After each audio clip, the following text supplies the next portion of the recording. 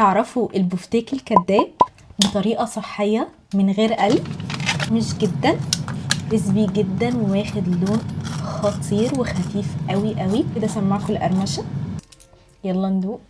بسم الله.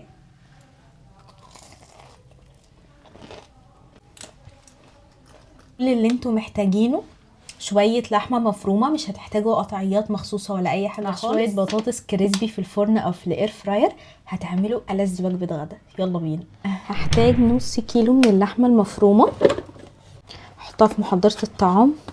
هحتاج كمان بصلة. احنا هنعمل اللحمة المفرومة كأنها عجينة وهنشكلها. وكمان مع البصلة هحتاج ربع كوباية من البقسماط كده،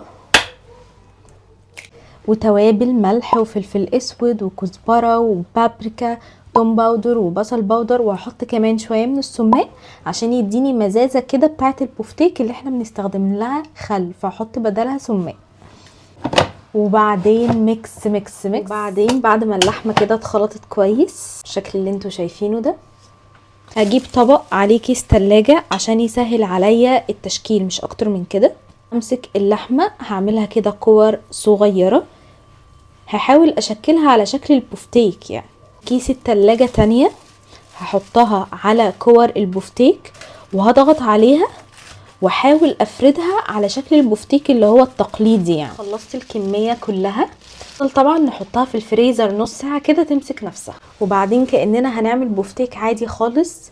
دقيق، بيض، عليه رشة كده من الفلفل الاسود، هخلطهم كده مع بعض كويس. بيض، بقسماط، البقسماط متبلاه بملح وفلفل اسود ورشه بسيطه كده من الكمون. اقلب خلطه البقسماط دي مع بعض كويس، واجيب قطعه البفتيك الكداب احطها في الدقيق. اجيب كده الدقيق رشه بسيطه كده، وبعدين احطها في البيض، وبعدين اشيلها من البيض احطها في البقسماط. شكلها هعمل كده لحد ما اخلص كميه البفتيك الكداب بتاعتي كلها. اعمل كده دقيق، بيض، بقسماط لحد ما خلصت الكميه بتاعتي كلها. نيجي بقى للتسويه في الاير فراير على درجه حراره 180. هتاخد تقريبا 10 دقايق مش اكتر من كده، لانها عباره عن لحمه مفرومه. او نحطها في الفرن، انا كنت بسويها دايما في الفرن عادي خالص. صينيه تيفال، اهم حاجه تكون مش بتلزق، ممسوحه مسحه بسيطه بالزيت. هنرصي فيها البفتيك وندخلها الفرن رف اوسط درجه حراره برضو 180. اوعوا نحطها تحت عشان ما تتحرقش. هتاخد تقريبا برضو 10 دقايق مع متابعه التسويه. انتوا ما عندكوش وقت ان انتوا بعد ما تشكلوها تحطوها في الفريزر نص ساعه تمسك نفسها، عادي خالص. انا ما كانش عندي وقت واشتغلت على طول بصراحه، والحمد لله ماسكه نفسها وما حصلش اي حاجه خالص. اخد معايا تقريبا في الاير فراير 10 دقايق وكان استوى.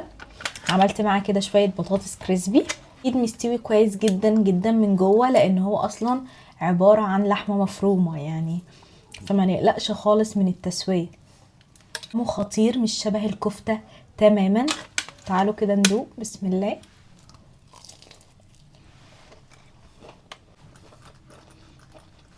كل وصفه ما تنسوش تعملوا لي لايك وفولو وكومنت وشير.